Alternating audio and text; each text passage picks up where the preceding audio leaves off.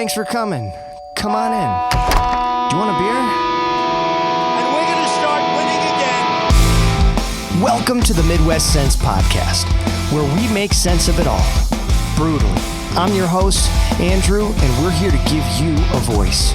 Are you sick of the Midwest being ignored? Are you tired of Middle America having no voice? Obviously, we need another podcast with a bunch of white dudes giving hot takes from the flyover states. I think you found your new home. Hide your kids and maybe the wife. Grab that beer. You're going to need it, and join us. Solving all the world's problems is going to be a group project. Live from Beyond Good Reason Studio. Hello, Midwest! You can find us at themidwestsense.com. You can find us on Spotify, Apple Podcasts, Instant Grandma, Twitter, TikTok. Give us a follow, a like, a subscribe, a tickle, a slap, and whatever else people are doing online. We'll be coming out with a new episode every week, live from Beyond Good Reason Studio.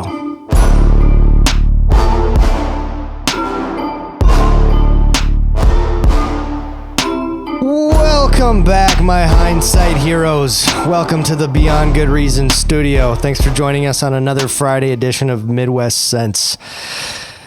How will the future generation of kids explain that they were a no-fap influencer? A no-fap influencer? You ever seen those videos? I haven't. There's guys that literally have entire channels dedicated to a no-fap lifestyle. No-fap. Yeah. And they don't blow up. It's how you raise your does the channel testosterone. blow up? That must be okay. They blow up, they explode. I don't know. I don't know. Anyways, today in the Beyond Good Reason studio, we've got my partner in crime, Ben. Oh, I gotta find her. Come on, give me some love, baby. There we go. Thank you very much. Thank How you very doing, much. Ben? I'm doing good. And you guys, just so you're all aware, if you want to find me, check out The Miserable Minnesotan on YouTube. I did come out with a new video this last week describing the costly effect of Kirk Cousins the last 6 years he played for us. Just so you guys are aware, a little teaser here. I'll just let you know that every touchdown pass he completed, he made $1.1 million. Oh, my word. Not a bad gig, huh? Well, nice. Another video out. Very good. And in the other corner, we have the infamous Uncle Bustin. Howdy, y'all. Welcome. Where can we find you? Behind you. Ooh, all right. That's enough to get you canceled. It's enough to get Out you to of watch my context, back and out of get a new context. gun. Yeah, me too'd. Oh, boy. Thanks for being with us today. I am your host, Andrew, and we'll just get right into it. A couple notable things from this last week. Was listening to Adam Carolla earlier in the week. Heard a funny claim. Adam Carolla claims that Minnesota is going to be the next state everyone flees from. Interesting. I'm following. I am following that. I'm tracking. I'm not surprised. I'm picking up what he's laying down. In conjunction with his claim, I see this article come out. I don't even know what this is. Sahan Journal, SAHAN Journal, under their health category. The headline reads, Black and brown Minnesotans get worse sleep than white people. Researchers at the University of Minnesota say it's hurting their health. Research connects poor sleep to obesity, hypertension, and even death. Scientists at the University of Minnesota are exploring how sleeping problems perpetuate health disparities. Their reasoning? One example. In many Somali homes in the Twin Cities, smoke detectors with low batteries beep around the clock. No! Very, very stupid people. Oh, my God. Can we get... That's in an actual scientific study. This isn't an article. Can you send that to me? I have some friends who full need to read disclosure, that. I didn't even bother reading the article. I'm just plugging the one example that they gave. Many believe the devices beep when they're properly working. What? Abdi Fattah said, or that it's the landlord's responsibility to quote unquote fix them. Such misinformation could be corrected with a community-wide effort. Just throw a few $1 million at the prop. Read the label on the smoke detector. It tells you why it's beeping. So let's take a minute Here's the to thing, have our. yeah. We'll implement the community-wide effort right here. Let's work on this. If your smoke detector is beeping, it's the function of the smoke detector to let you know the battery is dying and needs to be changed. That's it. And even if you came from another country and you thought for some reason that was working, I mean, wouldn't it drive you nuts enough to take the thing down and take the battery out? I mean, you probably don't even know what it does in the first place. But I am not buying what they're putting down to make people seem like they're that stupid, that they don't know what they're doing, that they don't know that they can grab that. I do buy the second piece of that where it's the landlord's fault. It's someone else's problem. Yeah. Here's my question. But it's how not. many of them are notifying their landlords? Probably not very many. You know why? Because there's probably a handful of unsavory activities going on that they don't want the landlord walking in on. Otherwise, it's a call to your landlord and he comes by and swaps out the flipping batteries. I mean, how much is a battery? I mean, go to the store and buy $2 worth of batteries for your sanity. Absolutely. And it's So in you the don't die of landlord's obesity. And it's in the landlord's Apparently best that's interest everything. to change them because I'm sure that can turn into a liability issue. So, yeah. To be fair, how many obese Somalians have you ever met? None, to be that's what I'm honest. saying. None. It's kind of an odd. Maybe they just haven't been in Minnesota long enough. Yeah, give it time. Winters are cold. Yeah, I haven't been in the U.S. long enough. Yeah, the U.S. Yeah. So I guess they don't have smoke detectors in Mogadishu. So They have them all. They've got smoke. there's that. In other news, noticed this past week, Facebook Marketplace post confirms what everyone thinks about divorced women. These stereotypes basically write themselves. I had found this scrolling on Facebook Marketplace. I come across a post that just says yard sign $150. And I see the picture, and it's a picture of a bunch of black letters that spell out finally divorced. So naturally I'm interested. Got to put that in the show notes. Yeah. So I read the post. It says, finally divorced yard sign. This sign is only for those who want to celebrate a new beginning. I will put in your yard for $150 for 7 days. I will set it up and take it down. Send a message to reserve a time slot. So, of course, what's my next move? Check the profile. Yeah. I look at gotta the see woman. who the hell is making this into a business. Before you looked at that, I like how you said you got to look at the woman. Yeah, that's what I'm saying. Because before you even looked at the profile, what was your statistical probability that would have been a female that posted that? I will. 70%. Yeah, I will. I think we're talking 87%. I will give her props. This is actually an excellent business idea. Well, because if people bite it's on got to it, be yeah. about 60% of marriages end in divorce. So, okay, there we go. That you found your niche. So But of those people, how many of them are like bold enough to be happy about it? so that's my Twin little Cities spiel area? here, right? So I click on her profile, and what is her profile picture? A woman with a cat in her profile picture. These stereotypes write themselves. They write themselves. It's not just that the cat was in the profile picture. It's that she's cuddling with the cat. She's got glasses on. There's a ponytail, greasy hair. I mean, the stereotypes, image, yeah. It's just like, the image is this exactly a meme? what you think it would be. Yeah. You wouldn't even need to see this profile picture to know exactly who we're dealing with.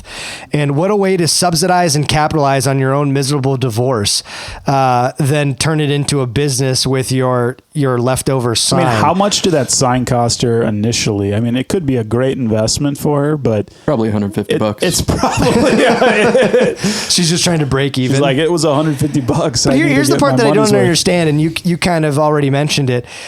This is equal to shout your abortion. I mean, since when did it become popular to frame your life's biggest mistakes as something that to be proud of?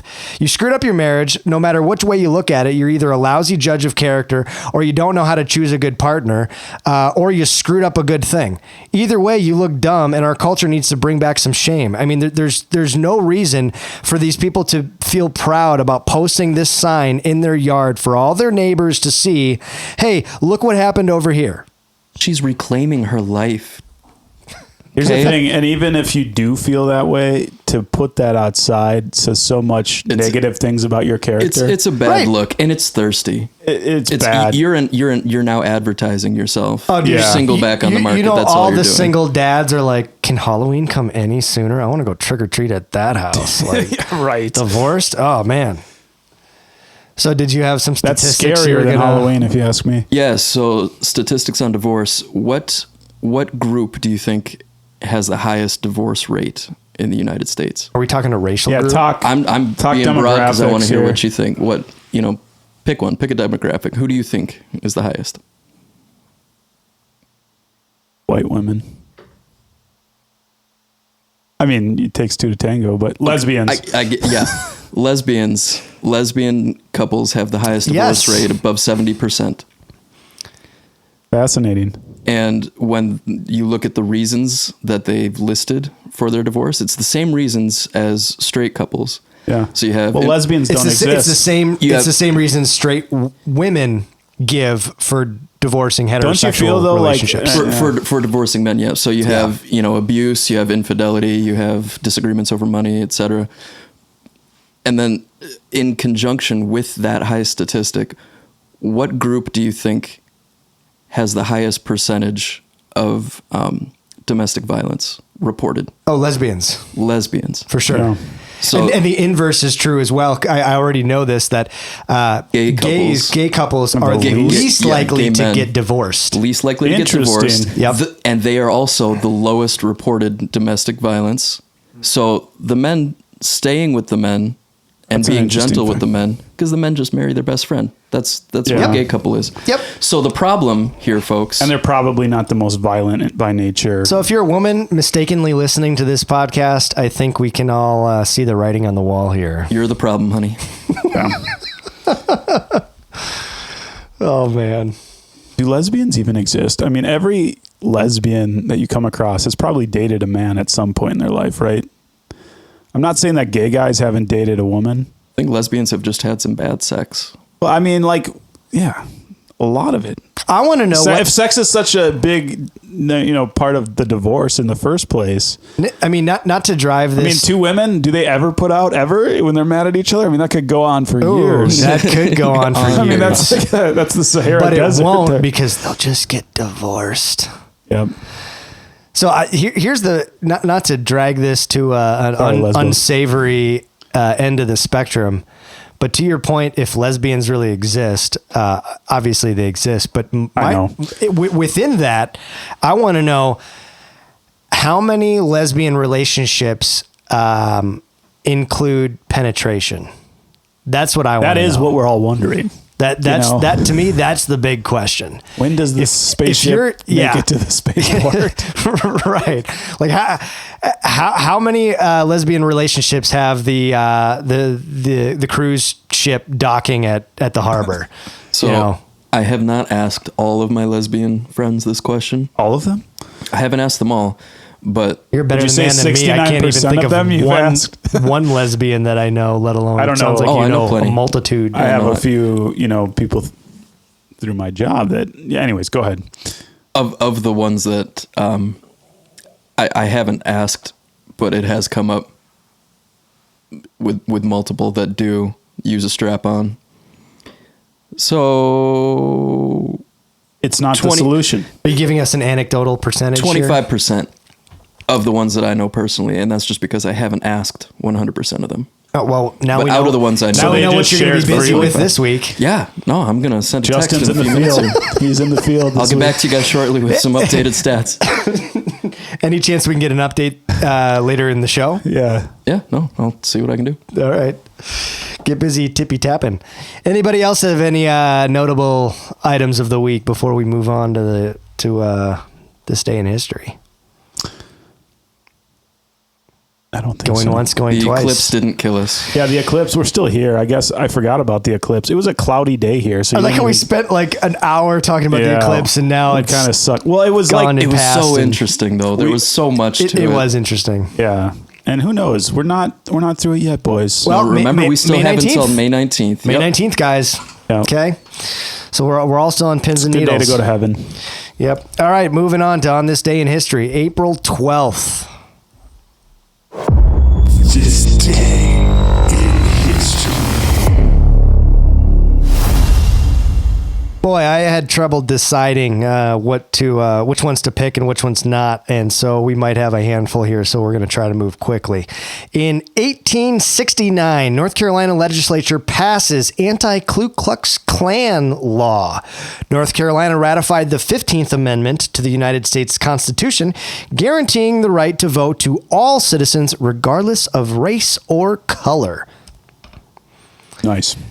That's a good thing. That was 1869. So for all the race baiters out there, keep in mind, we've been putting this crap to bed for a long time. This is nothing new, but I'm not surprised by people's race baiting outrage because they don't teach history in schools anymore. So that's been the main driver for this segment. Makes me wonder if people were like, but the free speech of the Ku Klux Klan, just to kind of play the devil's advocate there, like NAACP. But they only kill like 70% of the blacks in the neighborhood, Right.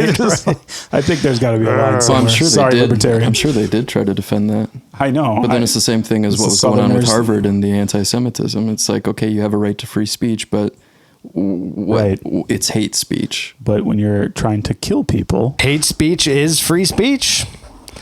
True. Keeping somebody from voting is not speech.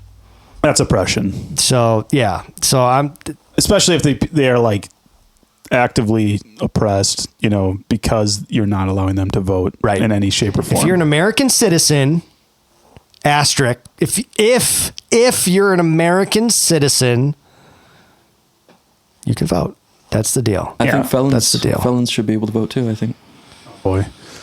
I'm not ready to jump into that topic. I don't know enough. In 1872, Jesse James' gang robs a bank of $1,500 in Columbia, Kentucky, leaving one dead in his wake. Jesse James, a former Confederate guerrilla during the U.S. Civil War, became a famous outlaw and bandit notorious for robbing banks and trains.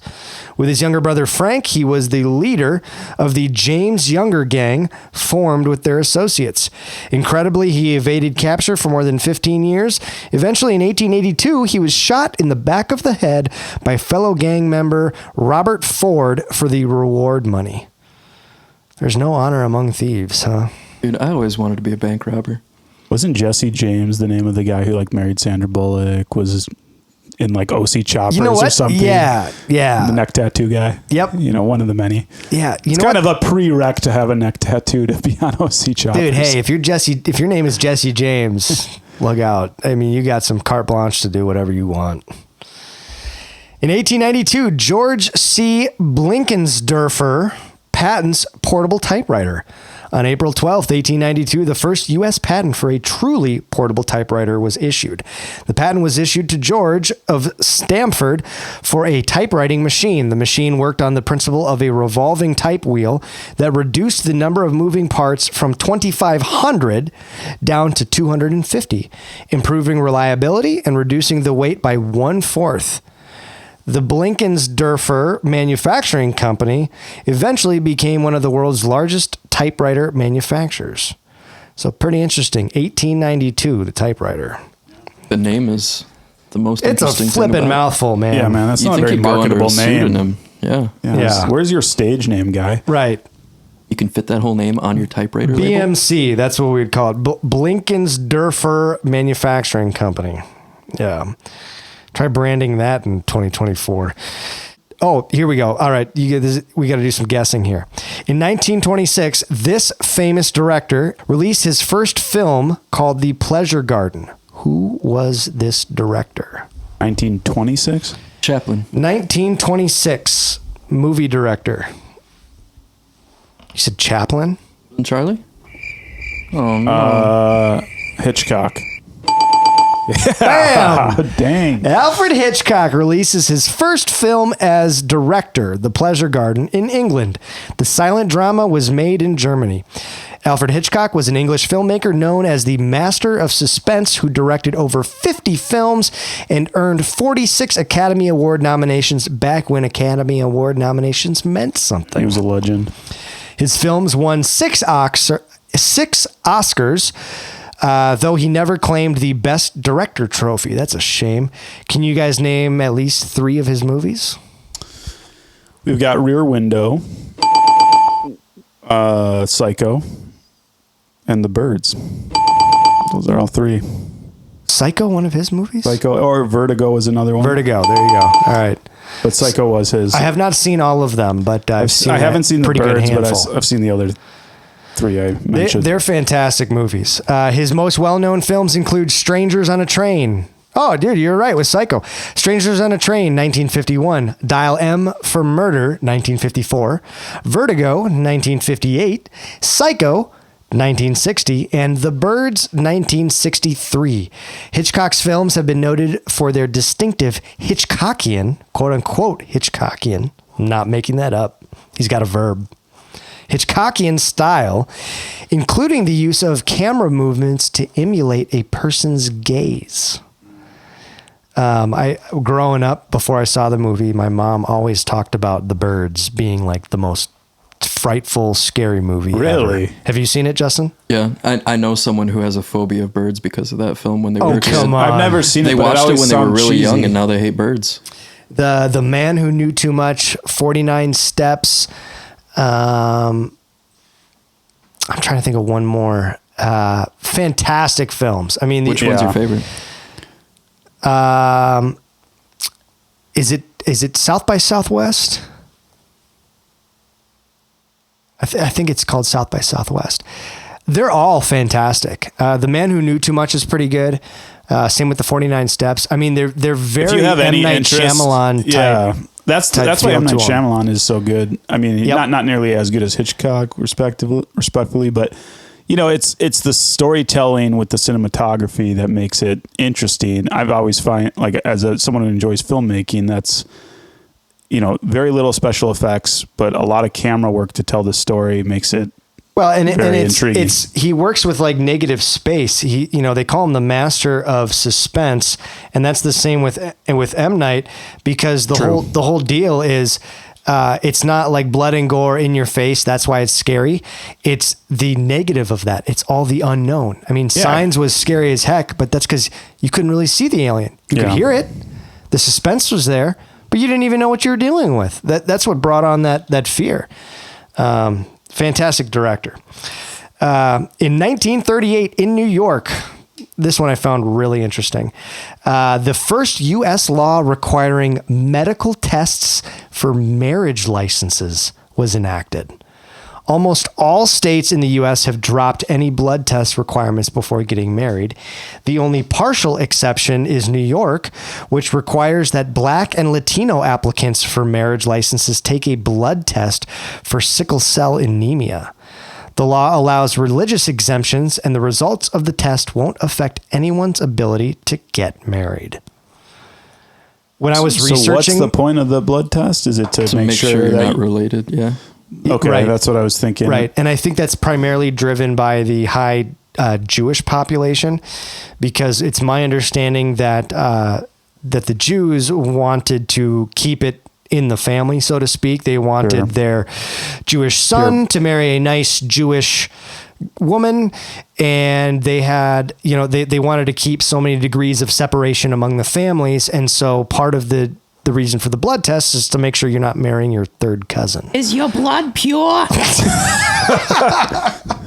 I'm getting verklempt. Yeah, pretty much. You know, I think Alabama should probably bring that law back. Ooh, shots fired. A couple states we could add in there too. Mississippi. I think you can get your Might be one your too blood many work done. states to add in there. Yeah. It's funny when Theo was born, you know, they shared the blood type, and he has the same blood type as me, and you know, obviously then you know that you're truly his father, which is always a good thing. I wasn't worried about that, but you know, it's funny. Christy's like, wait, some people, like, what would happen if it's not their blood type? She's You know, like, it's not hereditary. yeah, but he's like, well, we've had some awkward situations. The doctors, like, we've had to, you know, kind of navigate do you that. both know your blood type? I know mine. I don't remember if Yeah, I have no idea. well, what my I've given type blood is. before, and so I have no idea what my kids' blood that's how I types are. found out mine. But they didn't tell me my kid's blood type. Well, I don't remember. It might have been was on only- paperwork. I don't remember. It's not seeing something it. they'd commonly tell you, but he was in the NICU, so I found out that way. He's got the same blood type that I do, that my dad does.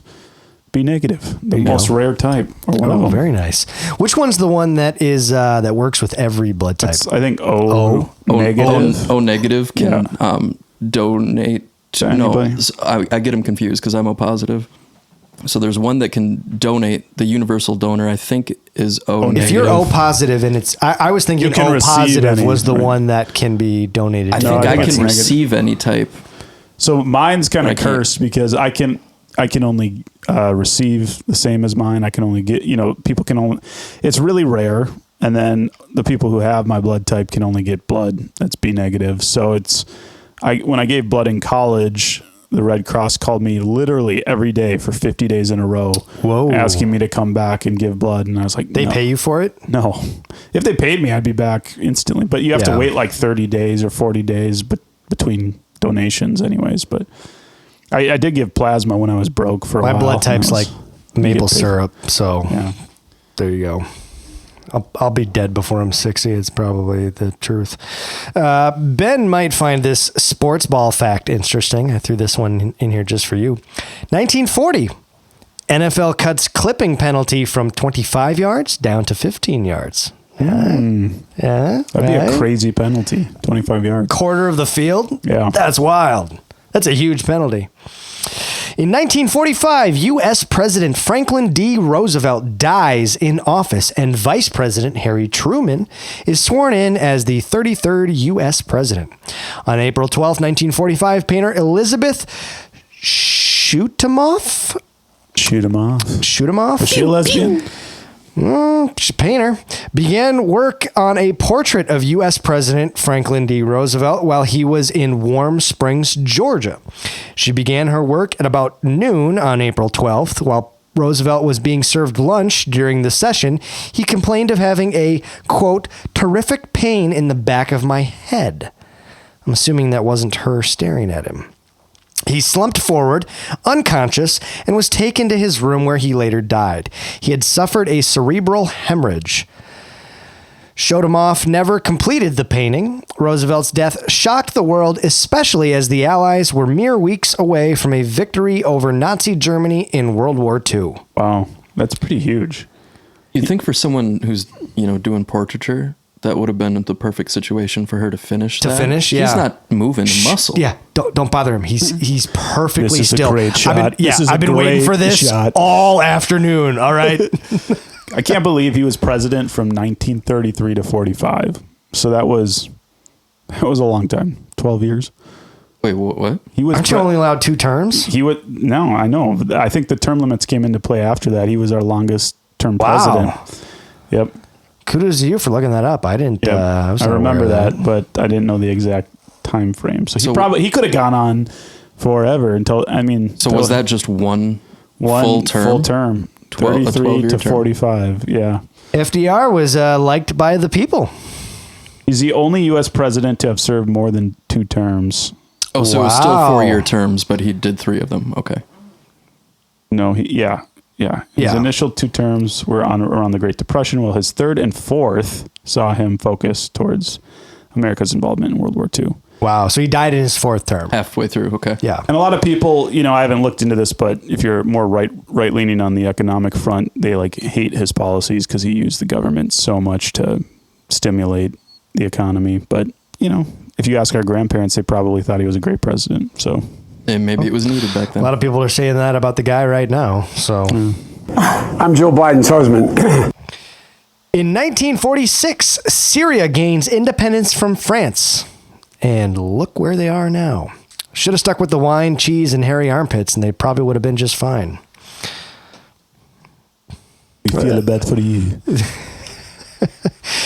We discussed this on a previous episode, so when it came up for this day in history, I thought I'd bring it back.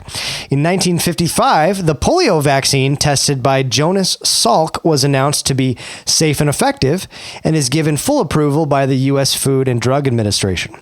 Polio would often strike without warning, and here's why I wanted to put this one in here, because I had made a comment on that previous episode that I thought I had remembered reading that polio didn't affect that many people. And then I thought, oh man, somebody's going to come after us for being insensitive about kids getting sick and being debilitated for life and all that. According to this, the percentages are wildly low. In most cases, around 75%, there were no symptoms at all.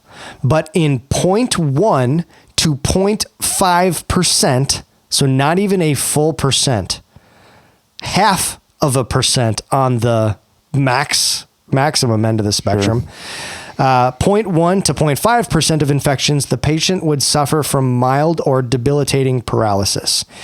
This would often lead to deformities in the limbs for the rest of the patient's life. In some cases, the muscles of the neck and diaphragm would be paralyzed, meaning the patient would struggle to breathe on their own.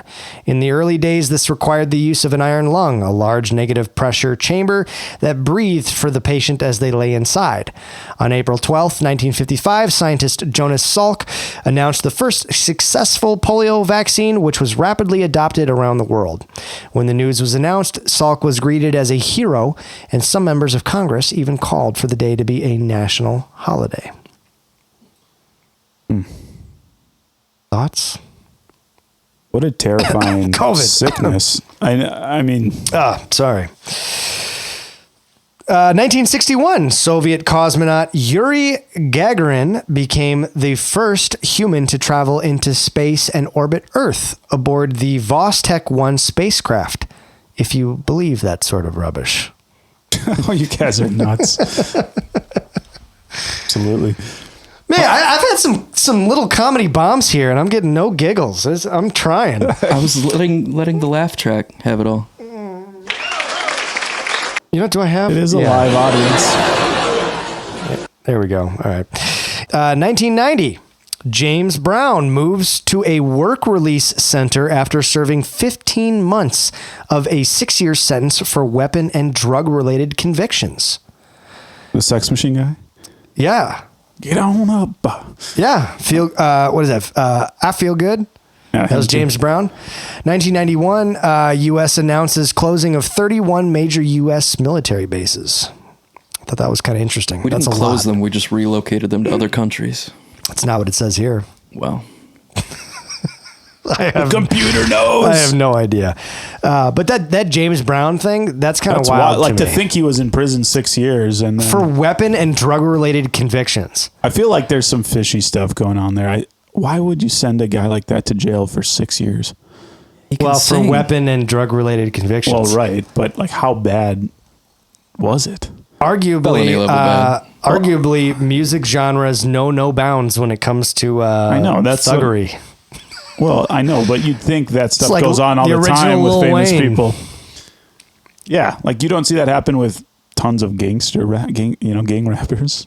Yeah, you do. Tekashi Well, 9. Oh, that's dude, true. all the Whatever. time. Meek Mill was in prison Fair enough, for a fair while. enough. Did 50 I'm Cent ever pretty go sure to prison? 50 did, No, did a little he? time, I think. Lil Wayne has been in and out of I prison. feel like- Kodak Black was in prison, That's and true. Trump pardoned him.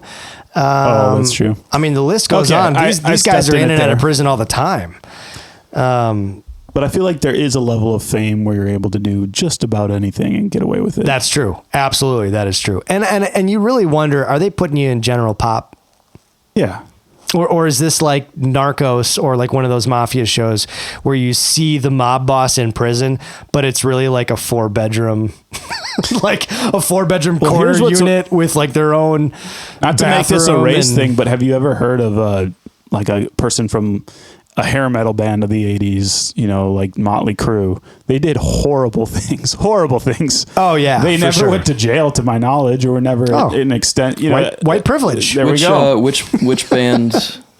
You know this one. One of the metal bands, wasn't it a Christian metal band? As I Lay As I Dying. Lay Dying. He killed a man, didn't he? No.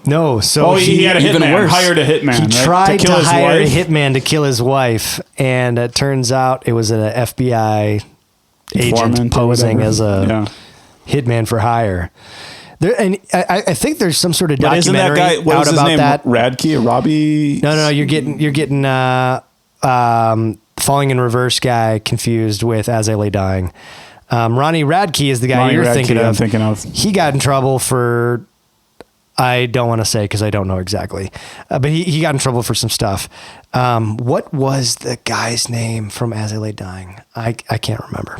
I think maybe it's the transparency problem. You know, their lyrics are telling the police what they're going to do to the other gang members. And then, you know, it's... Maybe. Oh, yeah. That's what I mean. It's too out in the open. One of They're those advertising rappers what they're had doing. his song played in court because the lyrics were so closely tied to a murder that he was being investigated for.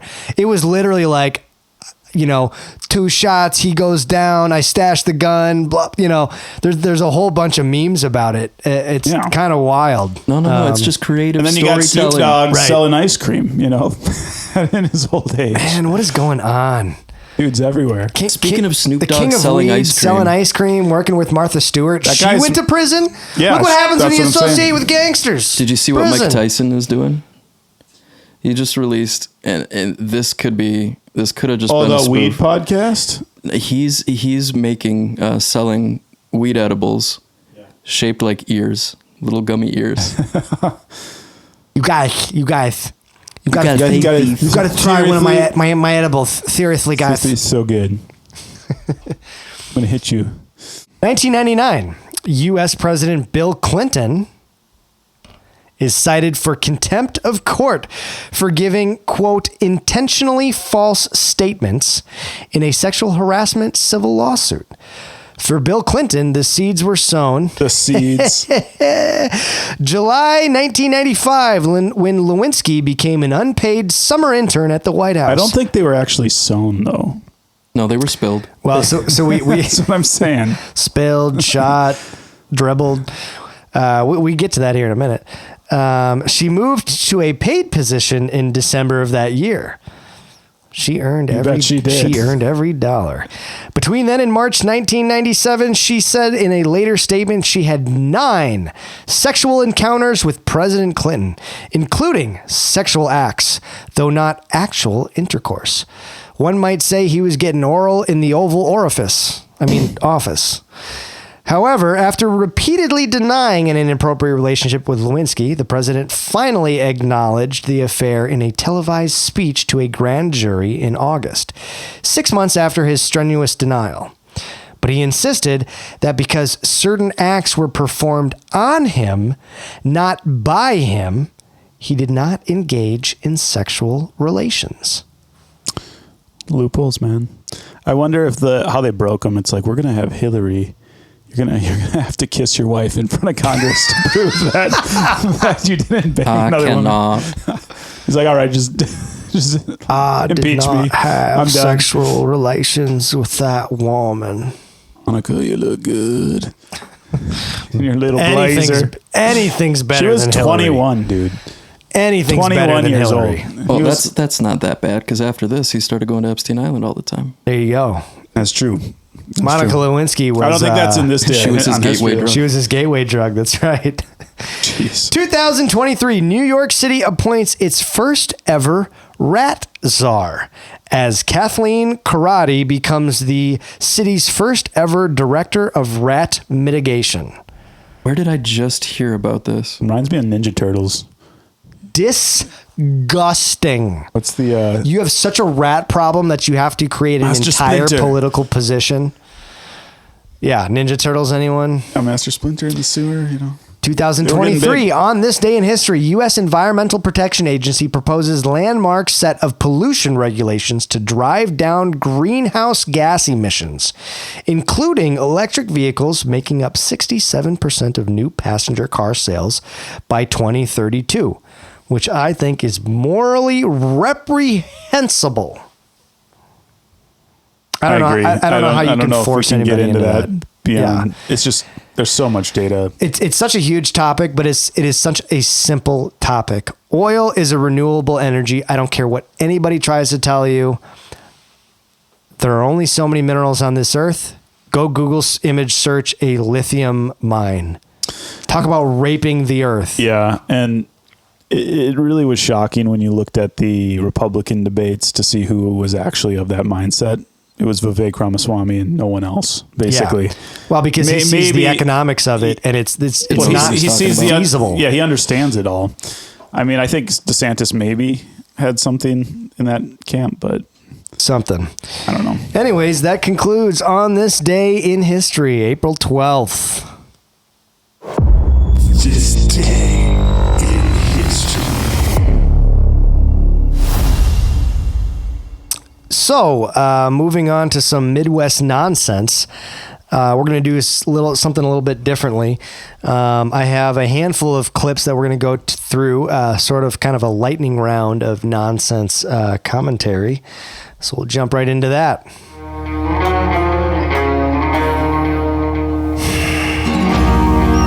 The Midwest ain't big enough for all this nonsense.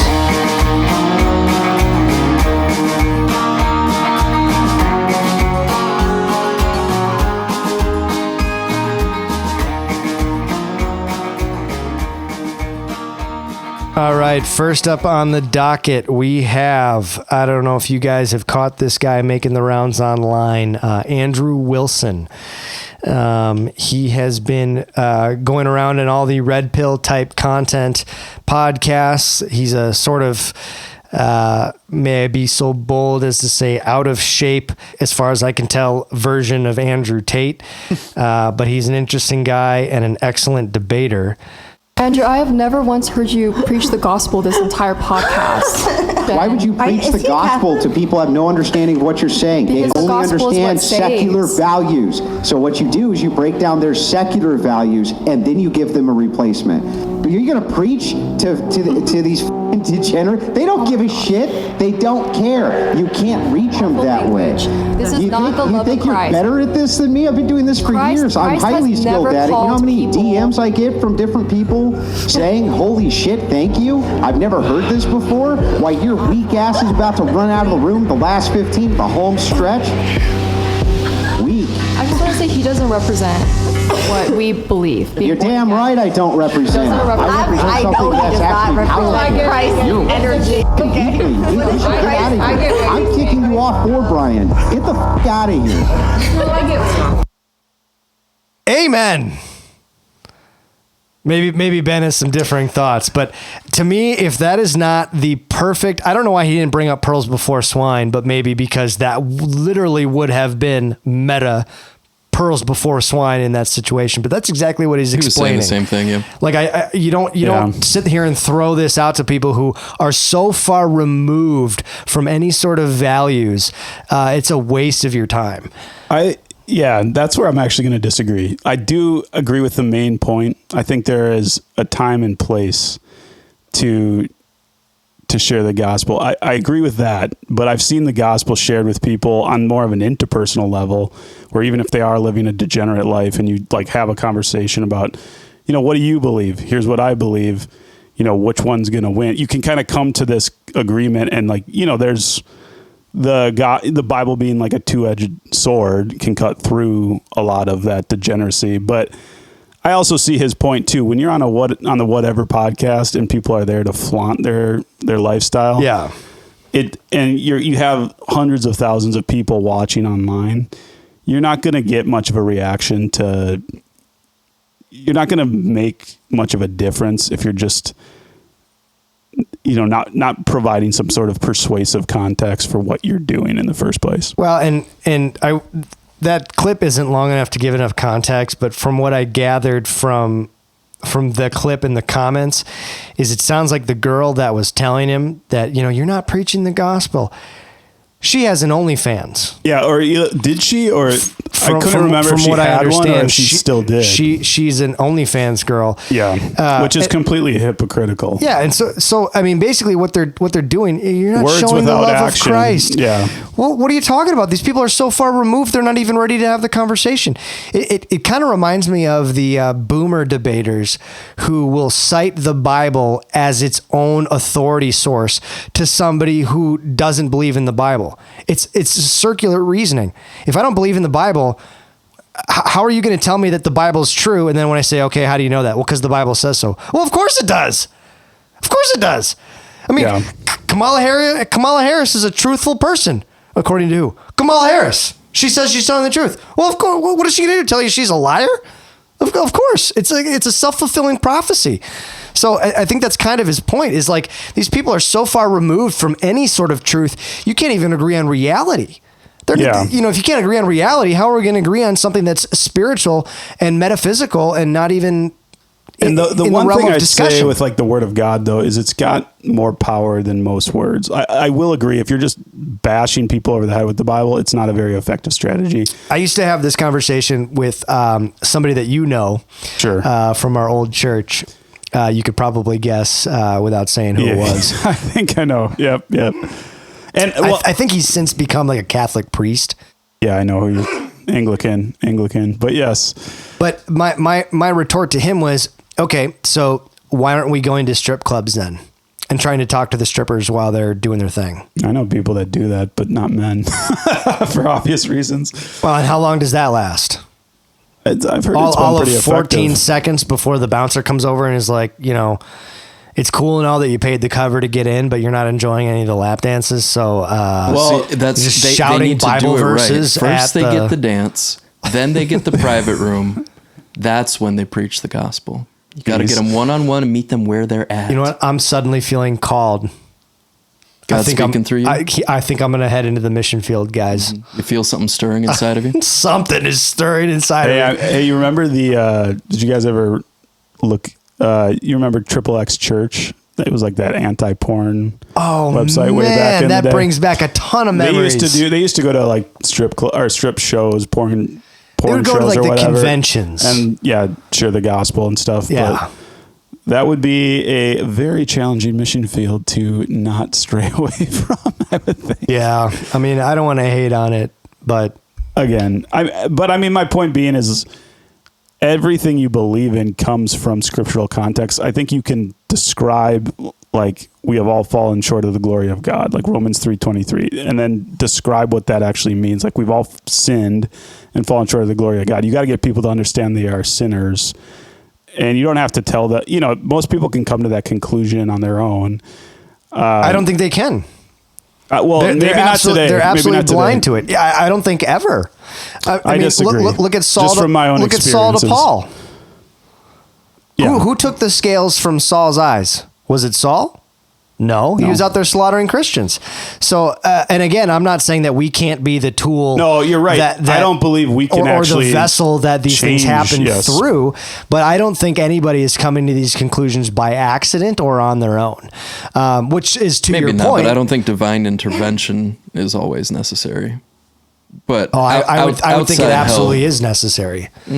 I don't know because here's the thing though is if the Bible is the word of God, the divine inspired word of God, then it has power to impact that interaction. And that's where sharing that word is powerful, but it is also, it can fall on deaf ears very easily if you don't put any intelligence behind how you're sharing it. If you're just throwing Bible verses out there like a crazy person on the corner, 99.9% of people are going to walk past you and you're going to feel like you're doing something. But let's be honest, if you added that into any other context, if you were selling something that you needed to live off of, because like say you were selling fruit on the corner, you have to do it strategically in some shape or form. And I think God gave us a brain for a reason. Right.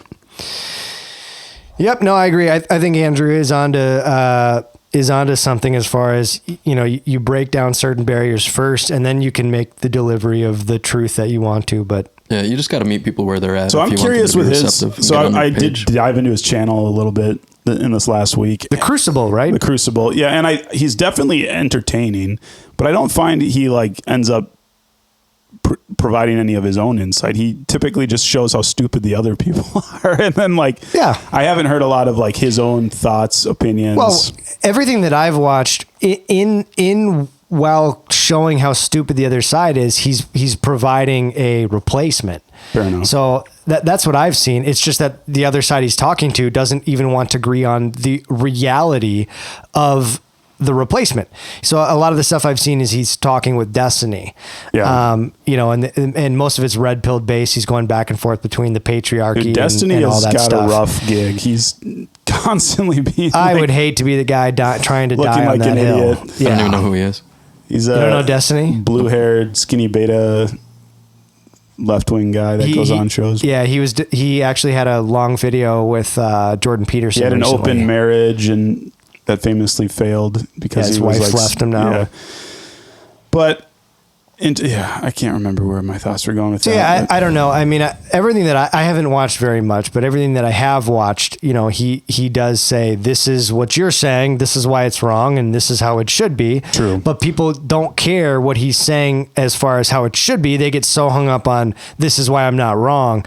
So if you don't watch long enough, you never hear him saying that, I also this feel is like how it should be. The Whatever podcast is just such low-hanging fruit. That guy figured out a formula. He's getting such young girls on that show. They're like 20, 19 years old in some cases. It's TMZ for porn stars. It is. I'm not, maybe we're jealous a little bit about his fame, but yeah, it's maybe. also, I just don't think I could hang out in a room with people of that low intelligence. I mean, if you notice, Brian used to talk a lot. He doesn't talk so much anymore. No, there's nothing to talk about. These people, you can't even hold a conversation with them. There's not much there. Anyways, moving on. CNBC. Costco selling as much as 200 million in gold bars monthly. Wells Fargo estimates. I didn't know Costco has gold bars. Yeah, I didn't either. From the New York Times. Reports alongside its $1.50 hot dog and soda combo, gallon tubs of mayonnaise, and value packs of socks, Costco, the warehouse retailer, has been selling gold bars since October. Now Costco is selling up to 200 million worth of gold and silver each month, according to an analysis from Wells Fargo. Costco sold over 100 million of gold during its first quarter, or the 3-month period ending on September 30th last year, Mr. Galenti said on a December earnings call. However, these sales have likely grown since then and may now be running at 100 to 200 million per month, which could increase its sales figures by 1%. So I guess buy Costco stock. The reason, quote... I don't think they have stock. The reason that we looked... Do they not? I don't know if they're publicly traded. I'll look it up. Bummer. Quote, the reason that we looked at this is that it's becoming a larger contributor to sales for them, Edward Kelly, managing director of equity research at Wells Fargo, said. Well, they do have stock. It's not that 100 or 200 million a month is a lot for Costco, but it's new business, and they didn't have that business last year. Now, this makes me think that more Americans would be into buying gold. It's simply a matter of accessibility and maybe even credibility or trustworthiness, as Costco is known for its great price matching. It's known for its great pricing and willingness to stand behind products no matter the age or condition. So I thought that was pretty interesting. People buying gold as a hedge against inflation at Costco. Mm-hmm. That was surprised wholesale prices, baby. Yeah. Yeah, they've actually... I think it was around $2,000 for a gold bar, which I saw today. Gold hit its all-time high of like $2,400 an ounce. It's at $23.54 right now, and that's spot price. So the premium that they add to that is what you're going to buy it for. So around $2,380, $2,400 is what you get 1 ounce for. Costco is up. Their stock is up 12.4% for the year. Moving on in Midwest nonsense. I wanted to play this clip. I thought this was kind of funny. I don't know if you guys have seen Bren. Does that name ring a bell? B-R-E-N. B-R-E-N. He makes the craziest improv stuff I have ever seen. This clip is hilarious. Necesito algunas copias. Oh, this guy. I need some copies. What do I do? You can email them. Okay. I have 6 pictures here. Okay. I need them each printed on their own page. Okay. You want it on photo paper?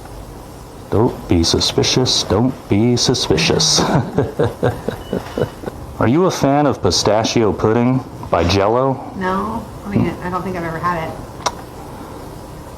Been dipping my feet into the world of pistachio puddings. Oh. Yeah. There aren't many great brands who make it. So...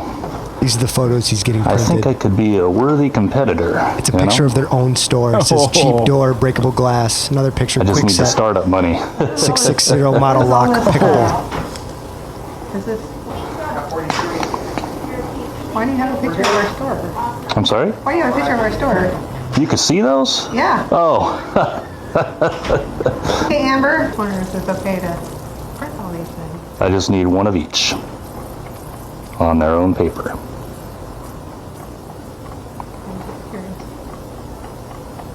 What's this for? I just need to hand them out to the crew. Good group of guys. Best guys you'll ever meet. No big deal. It's not really a big deal. So for those listening, this guy walks into, like a Kinko's to have pictures printed, and the pictures are of the store that's printing them, and each picture he's got little captions on them. One saying the lot's usually empty, another one saying the lock on the door is quick set model 660, easily pickable. Another one saying only one security camera. Another one showing a picture of the front door saying glass is easily breakable. And so these people are viewing these photos of their own store, and he's asking them to print them, and then tells them he's got to hand them out to his crew. Great bunch of guys. It's a good bit. Comedy gold. The best group of guys you'll ever see. Best group of guys you'll ever see. I like that better than his usual videos. He'll walk into a Walmart and be like, hey, long time no see, and talk to some random guy. He'll pull out a can with a label. Dolphin an milk. It's sphincter juice. You want some pickled sphincter? Pickled sphincter, yeah. Well, rub my cheeks and call me Charlie, and he'll say stuff like that, and see just how long it'll take for these people to walk away. Yeah, I think that was a better one then. What's the one that he basically approaches these people and tries to convince them that they were like high school buddies. Don't you remember? We used to rub down you had those hairy little arms. HLA, as Kenneth used to say. The most awkward guy on the internet. Love it.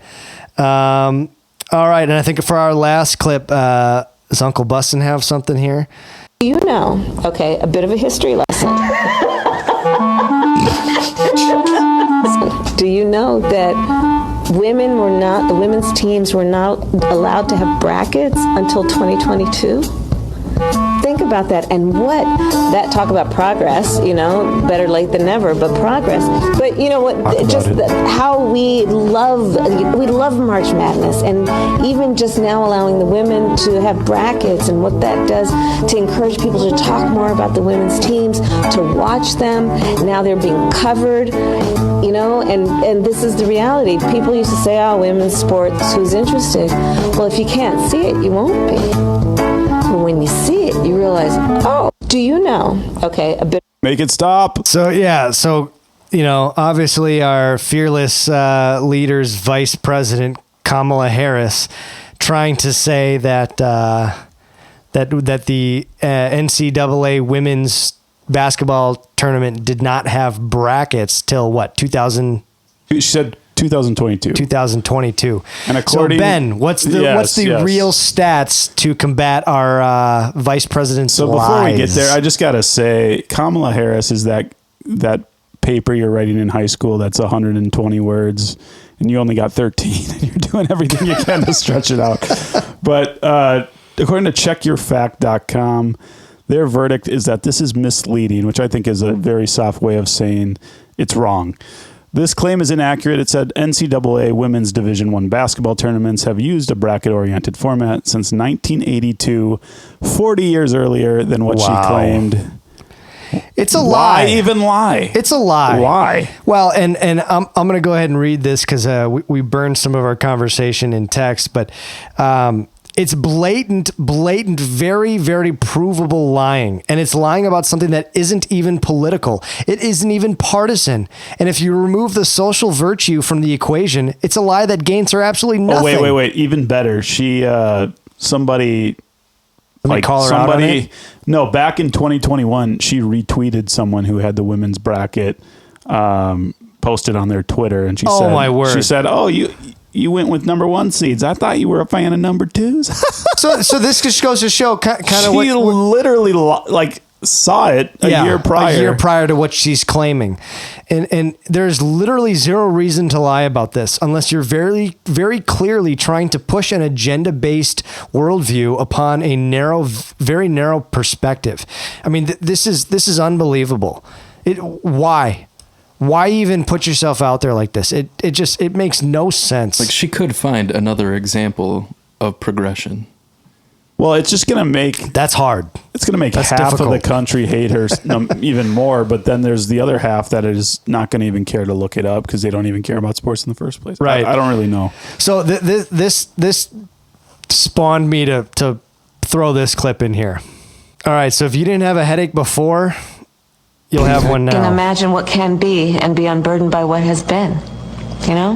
What can be unburdened by what has been. What can be unburdened by what has been. What can be unburdened by what has been. What can be unburdened by what has been. What we can see, what we believe can be unburdened by what has been. What can be unburdened by what has been. What can be unburdened by what has been. What can be unburdened by what has been. Who we can be, unburdened by who we have been. What can be, unburdened by what has been. Where we can be, unburdened by where we have been, and unburdened by where we are right now. What can be, unburdened by what has been. What can be, unburdened by what has been. What can be, unburdened by what has been. What could be, unburdened by what had been. What can be, unburdened by what has been. What can be,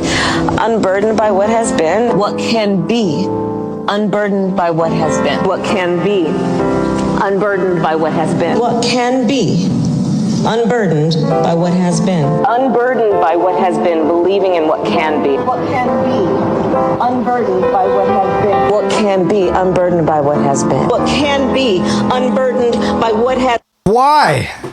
What the hell's wrong with you guys? Why? We did it, Joe. Very, very stupid people. Why? Why does specifically the left, because I don't hear this type of rhetoric from people on the right. Why is it that people on the left, political left, politicians specifically, why do they talk like they're pastors? Why does she talk like she's a kindergarten teacher is the better question. Well, but also there's better quotes for that comment. Have you seen her compared to the Veep show with where it's like Julia? From Seinfeld. Yes, the Seinfeld gal. Dreyfus. Julia Louis-Dreyfus. Louis-Dreyfus, yes. Yeah. So she's acting like in a fake show is more convincing as a vice president than Kamala. But the whole thing is like a bit about how she's just winging it in the show, and they compare her to Kamala, and it's uncanny how similar they are. It sounds like that would be pretty spot on. Yeah, it's wild. I just don't understand this. I can find the clip if you want, but I don't know if we want to spend any more time on her. Well, yeah, we should probably move on. But we don't want to be burdened by what has been. We want to be unburdened. Want to be burdened by our past is on. Bussin' with the comment to end this section. If you guys have something that you want to submit for Midwest Nonsense, go ahead and shoot us a DM. We'd love to showcase whatever you find on the internet as ridiculous and laughable. I can't get over some of these. Anyways, that has been This Week on Midwest Nonsense.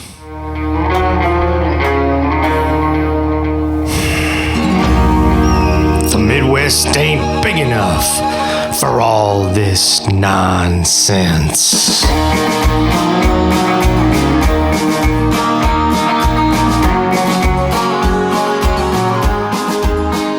You guys, the world is falling apart. Revisiting last week's episode about the eclipse, it seems the world didn't collapse as many expected it to, but we're still on watch for the Simpsons prediction of the rapture supposedly arriving on May 19th. EBD. Yeah. So that being said, let's move right on to the news. Good evening. I'm Jaime Smith. You're listening to Midwest Sense News. Thank you, Jaime. Thank you. So, the Apple River trial has ended in a guilty verdict.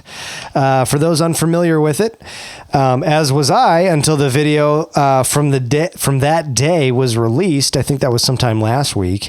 I had never heard about this, and it happened back in 2022. So, I don't know if that's my ignorance or that's the media basically not reporting on it because there's no other. It's probably like a narratives local story for, when it first happened. I don't know if it was an internet or a national story. Do you know if that was the case? Yeah, I don't know. I mean, I think a stabbing like this would have made national news, but as we've seen from mainstream media, if it doesn't fit a very specific narrative, there's no reason to waste time in the story. So I think this was the case. There was no specific narrative. Wasn't a hate crime. Yeah. Random act of Couldn't violence. be framed as a hate crime. The only black guy involved never got injured or hurt. He was actually the guy filming the incident. So no way to put a spin on it there. Although, what was his name? Nikolai Mew. He had an accent, so they could have taken an immigrant perspective on it. That was the guy who stabbed. Right. Mm-hmm. Yep. But I don't know. I never heard the story until I saw the video of it come up on Reddit. From KARE 11 News, a Wisconsin jury has found Nikolai Mew guilty on all counts involving the stabbing of 5 people, killing Stillwater teen Isaac Schumann on the Apple River in 2022 in Wisconsin. Nikolai Mew has been found guilty of reckless homicide for the death of Isaac Schumann and recklessly endangering safety for the stabbing of 4 others on the Apple River in St. Croix County, Wisconsin in July of 2022. This brings up so many questions for me. Did the jury make the right call? Will this end up being appealed and eventually taken to a higher court?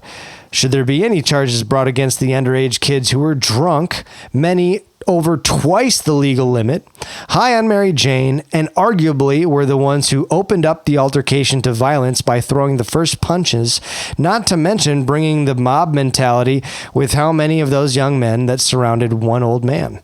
Is this more complicated than F around and find out? And Uncle Bustin, you're probably the most well-versed on this one. Was this a fair trial, and is this a fair verdict? I think the trial was fair.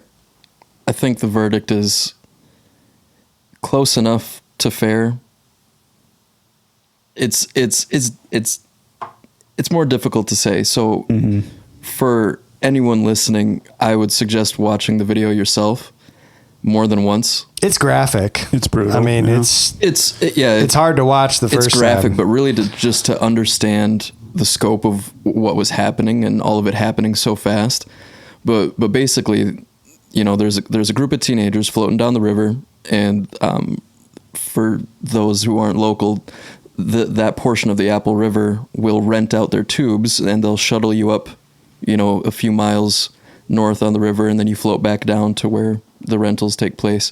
So you get families going there, parties, and people just float down. People will bring coolers and tie it to the raft. So everybody's drinking, everybody's partying. And like Andrew said, all of these teenagers were drunk. This kid that died was, I forget the percentage, but he was 2.5 times the legal limit. And underage. And underage. So I don't know. How old was he? 19? 17. Wow, 17. Yeah. Okay. So I don't know about these kids. I never drank until I was 18. That was when I had my very first beer.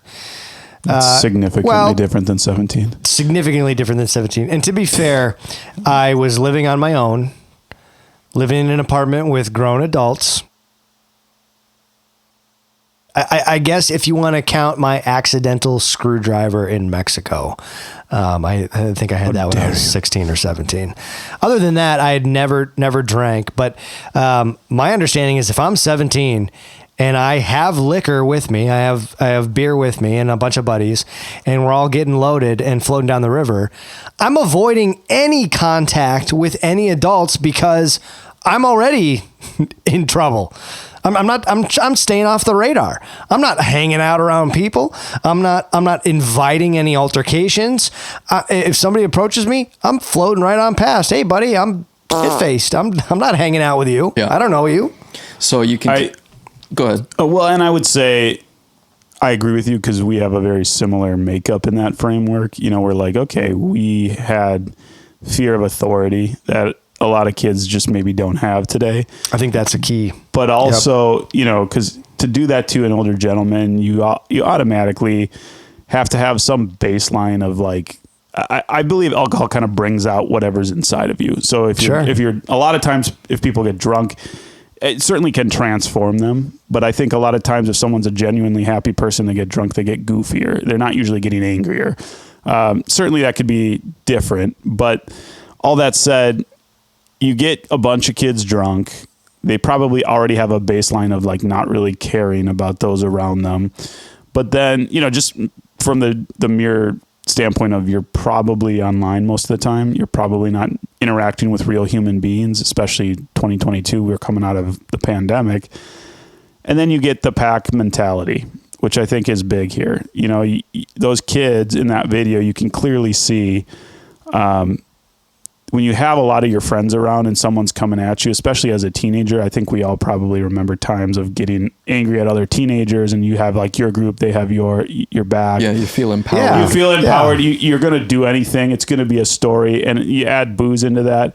You don't have that ability to say, what am I doing? Is this going to have any true effect? Your inhibitions are gone. So it was a really bad situation. And I think that just was a perfect storm for this to happen. And certainly I agree with you. It's kind of an F around and find out situation, but I don't know why the older guy who ended up stabbing them didn't walk away. Like, what was his scenario where he kept coming back? You know, and that was confusing to me in the video because that wasn't the full video also. Yeah. Okay, so initially he's out there helping a buddy look for their lost iPhone. Cell phone. And are they floating into his space or was he ahead? I think so. When the video first starts, he's kind of running up to them. So, hey, I get it. At that point, he had already tried talking to them. They insulted him. And as he was leaving, they called him a raper. And that's when he turned around. Then he sees the phone that the one kid was holding. When he sees the phone, he thinks the kid stole it. He thinks it's the stolen phone that he's looking for. Well, and to be fair, my brother had made the comment, it's not stolen, the kid found it. Well, all right. So a lost phone. Dude, I got my iPhone, or what was it? My iPod stolen back in the day, and I was pissed. You know, I still remember the anger there. So it wasn't even his phone. And here's the thing too, because I watched a good part of the defense and a good part of the prosecution. Yeah, it wasn't his phone. It was his friend's phone. His friend said, "Let's not waste time looking for it because I have insurance on it." Okay. And so he took it upon himself to grab his goggles and snorkel and go around looking, and he looked at many different spots. Then he goes over by these kids, tells them what he's doing. Snorkel in a river. They start. He must have been drunk too. Well, and that's the thing. We're in the Midwest. You know, you do what you can Wisconsin, for adventure. No less, yeah. And he had admitted to having a couple beers, and his people had, you know, a cooler with beer. I think that he was much, much more intoxicated than it was let on, and he was not breathalyzed at the scene. Even when the cops arrested him, he was not immediately breathalyzed. Interesting. And at that point, it's a good long time after all this occurred. So it had already been quite a while since he would have had a drink. So who knows, you know, how much he had come down by that point.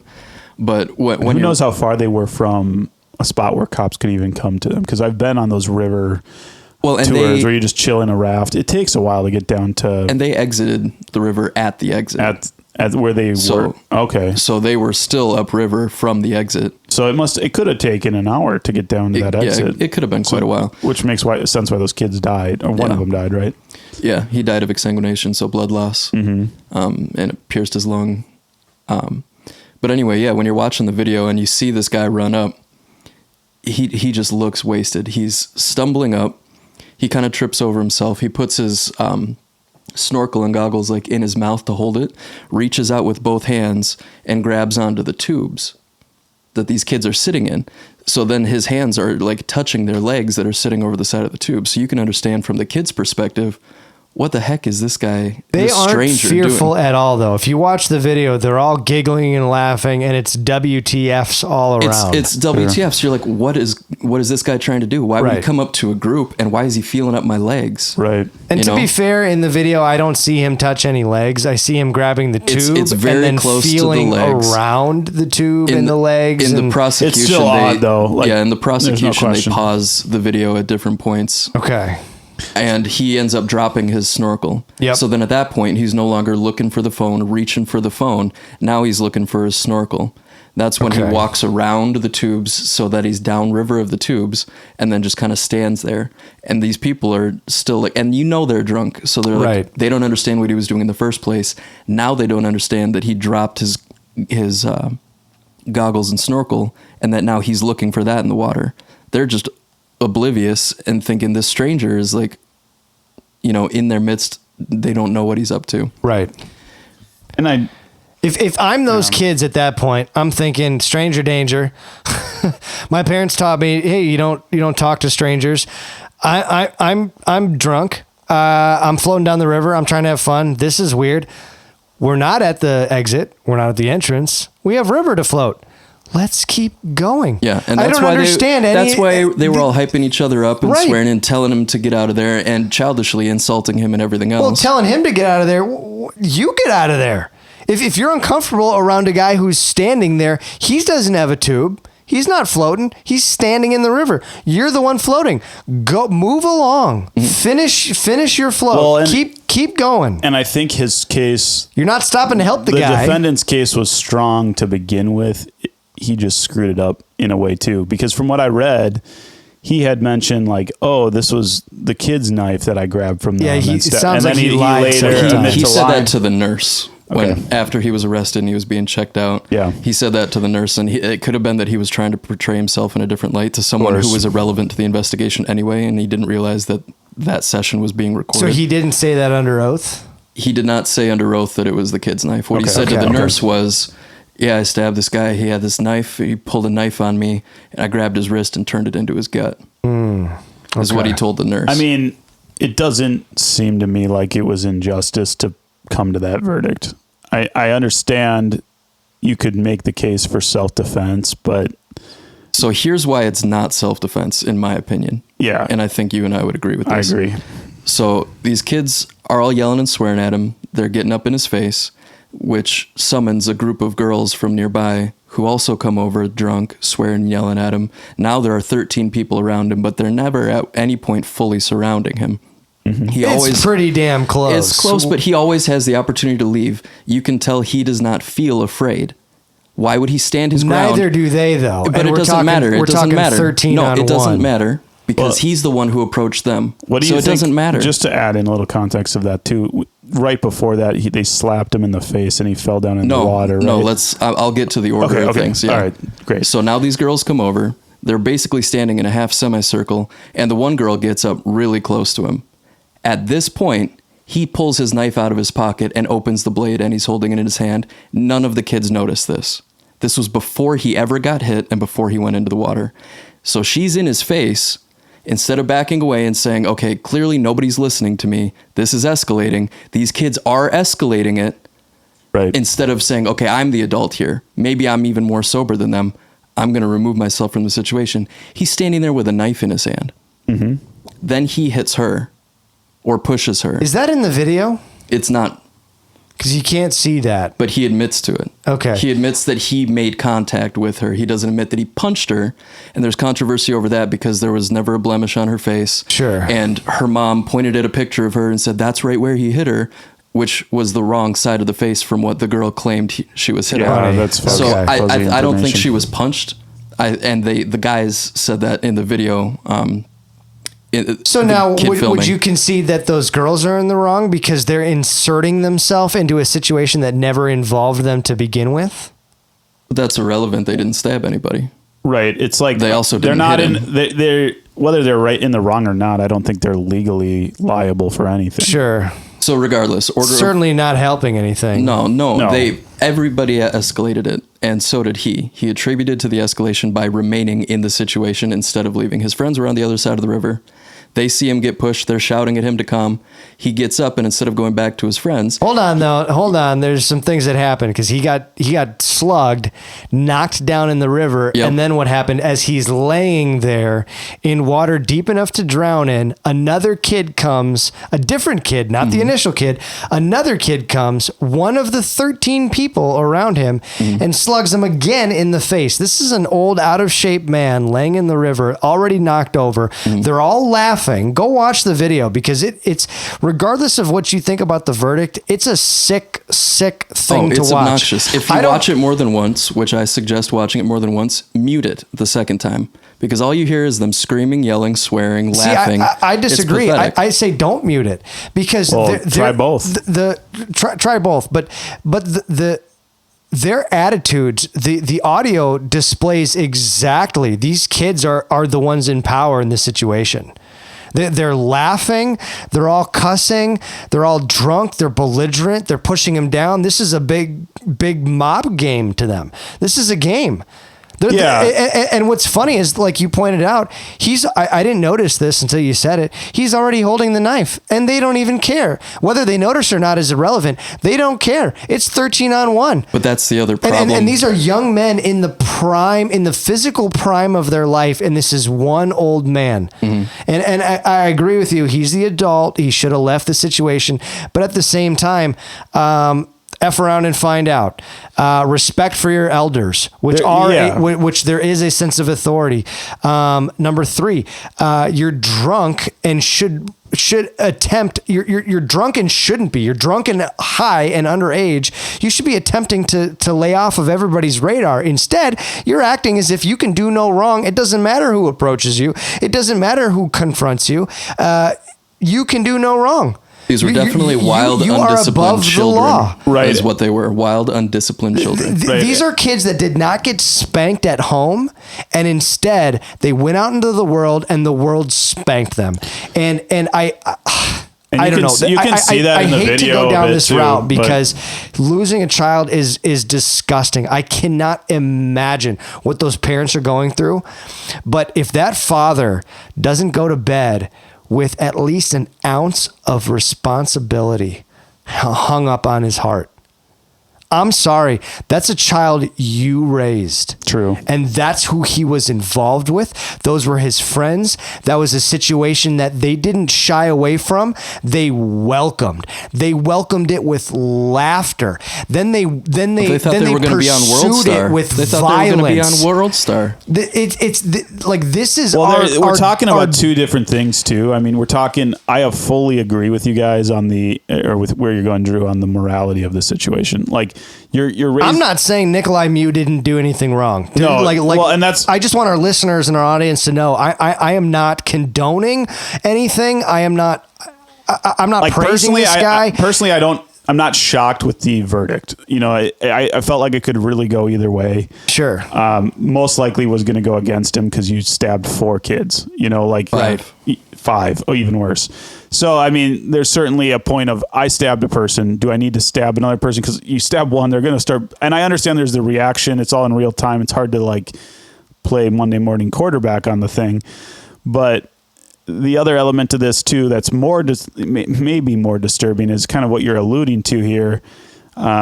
Is there's this element in society where we don't have discipline in any shape or form. Kids don't feel like things are real. They don't feel like there is consequences for their actions. And certainly everyone gets that way to an extent when you're drunk. You don't feel things in real time. You feel invincible. Well, and like you're pointing out, maybe this is why we have a drinking age. Sure. But even let's go back to the legality of it. Then 17-year-old kids are dumb enough. Well, Drew, they're dumb enough. You don't need to add liquor into the equation. But the other piece here too is, and this is something I've thought about a little bit too, listening to like Dennis Prager talk about this, is there's no fear of the law, and the fear of the law helps protect societies from things like this. I don't think there was any real fear of the law that, hey, if I beat up an old man in the river, I'm going to be fine. Like I'm going to be, who cares? Like there's 13 of us. What are they going to do? Arrest all of us? That's the mindset you have as a 16, 17-year-old kid. And the scariest thing, we brought this up off air, but the saddest thing to me was when the friends were stabbed. You know, when bad situations happen, that's when character comes out. And you see, and granted, people were drunk, but I still think character shines through even if you're drunk. They ran away from their friends that are dying in the river. You know, they're like, oh my gosh, is this real? You know, and they start leaving. Yep. They start fleeing the scene. And, you know, if they didn't do that, would it, who knows? I mean, their organs were punctured and whatnot, but would some of those kids be alive today? Would one of those kids be alive today? Would the injuries be less severe if those kids took action? And, right. And there's always been kids like that too, to be fair, in high school that we all were around that were just pricks, and they were popular kids or whatever, and they weren't going to take care of each other like maybe you or I would, or, you know, but it was something that was really telling about the character of the individuals. Absolutely. It was all fun and games up until there's blood in the water. Then everyone's scattered. All of a sudden, it's like no one's friends. It was every man for themselves. And you know, since you brought it up, this is kind of what I'm getting at is the self-defense aspect came in when they not only knocked him in the water. Let's say the first punch knocked him out. Knocking somebody out, and this happens a lot. Bar fight outside the bar. One punch knocks the guy out. The punch didn't kill him. The fall and hitting the head on the corner of the bar or hitting the head on the curb kills the guy. Right. Okay. Now let's say the first punch didn't kill him, but it knocked him out. If you see how those kids reacted to their friends. Their friends. Let's just focus on that word friends. They abandoned their friends. How do you think that they would have reacted to them knocking out an old man, somebody who they didn't know, a stranger? They would have let him float right down the river. They would have let him float right down the river. He would have drowned right then and there. So when he comes up swinging, knife or no knife, I don't even care. How can you expect a different result? You poked a bee's nest and now you're pissed that you're getting stung? Right. And I'm sorry, this goes right back to mom and dad. What did you teach your kid where he's doing mental math and all of the behavior up to this point, he's checked the boxes that this is okay. This is just fine. Keep going. Keep going. This is what's wrong with our culture. This is what's wrong with society. And I don't know if it's lack of parent involvement. I don't know if it's because the parents basically donate their children to the state for 18 years and the state raises their kids. And I think that happened. So stuff like this has probably happened amongst teenagers, though, even back to our time as teens. Oh, absolutely. Even in the 90s, the 80s, etc. But I bet if you looked it up, it'd be teenagers against other teenagers. I think if you go back to the probably. 60s and 70s, there's still some reverence for I don't think for elders that to old and adults. People. No. Yeah, I think you'd be hard pressed to find teenagers that are doing this to adults. I think that is really the saddest part of it is like, you don't know this man. He's a stranger. Like if you're doing it to your friends, that's pathetic and sad enough. Right. You know, you hear those stories of kids killing other teens by accident from stupid stuff like this. But it's pretty pathetic when you're doing it to some 60-year-old man. Even if he's being a weirdo, just go along with your day and live to have another day. You know, the weirdo part should scare you. It shouldn't amplify you. It shouldn't give you the giggles. Also, back in the day, we didn't have cell phones to document it all. I don't like being around strangers. Right. We didn't have cell phones to document this all, too, in the same way when we were in high school. And now that's all there. It's like people want this to be content. Like, why was he filming that, you know, to begin with? Right. Which is disturbing. I think if it hadn't been on film, he would have gotten off with self-defense. You think so? Mm-hmm. Probably. Because then it's one guy telling a story against 14 kids. He was the one pushed in. He had abrasions and whatever. And they're all drunk and high immediately. Unreliable source. That's not a reliable witness. You're doing something illegal. You're inebriated. You don't know what's going on. This legal adult says that 13 of you attacked him. And he started knifing you to get you off. I think the video of proof shows was different. On the prosecution. You know, I think the burden of proof was really on them to begin with. And I just think the defendant himself probably got himself out of contention just based off of the inconsistencies with his story. Yeah, I think he was lucky that he got it dropped to reckless homicide. Is he in jail for life then? I didn't check. Sentencing has not occurred yet. Okay. Yep. So, Uncle Bustin, let's erase all of his convictions. What do you think the ideal charges would have been for either group? Should the kids have gotten any charges? A couple Aggravated assault. A couple of them could have gotten assault. Anything? Yeah, a couple of them could have gotten assault.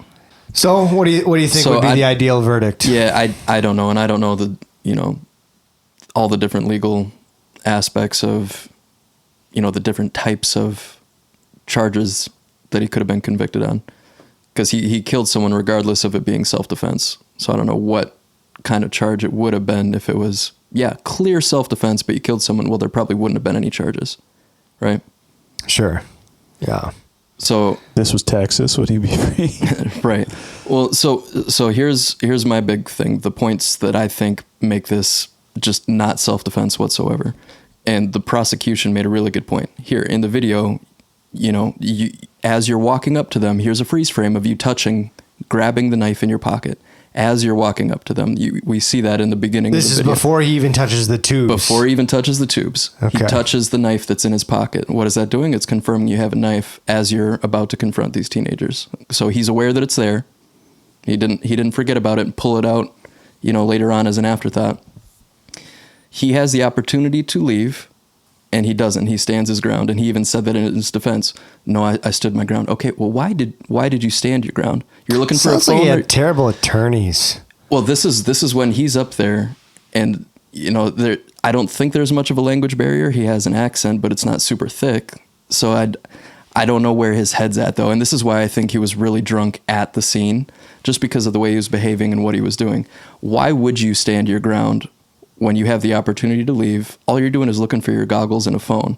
So go back to your friends on the other side of the river and come back to this spot when those kids leave, if you really think that the phone or snorkel's over there. So real quick, before we move on from the opportunity to leave. Yeah. Why should he be the one who leaves? Well, he's the aggressor. He's the one who went to them. But the aggression, he's the aggressor later. But at that moment, he has every right to be in the river as sure. They So do. let me put it into perspective for you, though, because you would be saying the same thing I'm saying. If I came up to you, I presented myself into a space that you are already occupying, sure, and you don't want me there. You tell me to leave, and I'm not leaving. You start yelling at me to leave, and I'm not leaving. Why do I have to be the one to leave? If you were the one that was already there, why don't you leave? If you don't want me there, what right do you have to be there? You leave then. Isn't that it? But in your analogy, aren't I in the same position as the kids? Yes. Right. So why didn't the kids leave? They were already there. They didn't need to.